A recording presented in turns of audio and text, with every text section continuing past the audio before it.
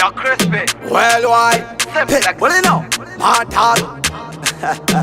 The teacher. Everything's all- Hey dog, hanzi tisuma comrade pakubaya dhanzi waiminda vagaridza vari mukati panjinda itinda vada kusona patani api waishinda vada kugona pashani ngoma dziri pamzinda kuloi 1 2 3 4 wokera ine maziso nzeve pfekera paspika usazoti zvakataurwa ndisipo ndarana dhanzunge yuse ndavundura ndabvisa makusheni vakuuya kuno hanzi tisuma stafunda pandavapinza mukusheni ndeve kumusha vandipiwe musheni handodadamura mangoma reke vape matrena vapinze musesheni vakanditadzira havapinde heaven handini ndogara nengoma ngezvigure vanemwe yave kubereka mundibhabhure ndinobata maflights ndakasiya mafeelings apa ndiwo avanokecha kunge mahu andosaka ndatichi king nzeve paspika maring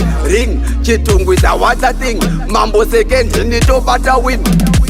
kuloi 1 2 3 4 wokera ine maziso nzeve pfekera paspika usazoti zvakataurwa ndisi staira haleluya kapidha hemen zvavo mukapu ndopiwa mubheseni zvakasunga sezvakasungwa necheni agodo mahara haupiwe shereni ndapadenga pavo vese kepus chirwere chinosiya bhandunge hepusi chisiya chiyere musi wacharimwa saka chinotozomboyera nehanzi tisuma komureti pakubaya dhanzi waiminda vagaridza vari mukati panjinda itinda vada kusona patani api waishinda vada kugona pashani ngoma dziri pamzinda kuloi 1 2 3 4 wokera ine maziso nzeve pfekera paspika usazoti zvakataurwa ndisipo ndarana dhanzunge yuse ndavundura ndabvisa makusheni vakuuya kuno hanzi tisuma stafunda pandavapinza mukusheni ndeve kumusha vandipiwe musheni handodadamura mangoma reke vape matrena vapinze musesheni vakanditadzira havapinde heaven handini ndogara nengoma ngezvigure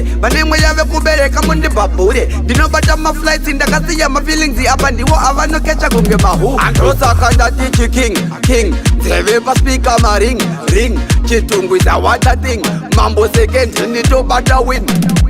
kuloi 1 2 3 4 wokera ine maziso nzeve pfekera paspika usazoti zvakataurwa ndisipo 1 2 3 4 wokera ine maziso nzeve pfekera paspika usazoti zvakataurwa ndisipo